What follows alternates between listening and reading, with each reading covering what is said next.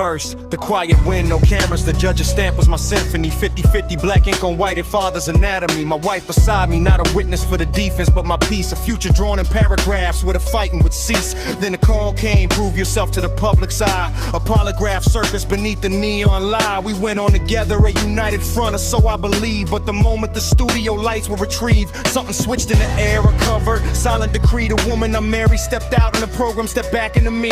Every conversation after that was a loaded test. A mission to make the court paper look like a jest. This is the lockout protocol. Retaliation strike. You win on paper. They burn you all mine. Can't erase the R, so they erase your name. Turn your home into a circuit of shame. Ain't admissible evidence. My court order, my right. The police wouldn't serve it in the plain daylight. Turn it a sanctuary into a crime seeker plane. For a victory they couldn't legally beat. So I took the law to the law, my papers, my due. To the precinct desk, serve this, they side, not what we do. The document might as well have been ash in my palm. The system's left hand playing dead, feigning calm. The next morning, same cop at my door, not with a warrant, but a tale. A fiction so blatant, destined to fail and prevail. You were outside this morning, waving a knife, threatening the air. A thing I've never done, a portrait of a man who isn't there. Out of character, it was out of this world. A script they wrote in the car. You win by their rules, they redefine who you are. The polygraph was the public brand, the lie they could sell. The morning knife was the private hell, the in-person expel. A threat fabricated from whole cloth and fear to make the father with rights disappear. And the final lock, my name on the lease, my money in the walls. This key met the deadbolt in my own home calls. The police on its owner, she stood in her blue.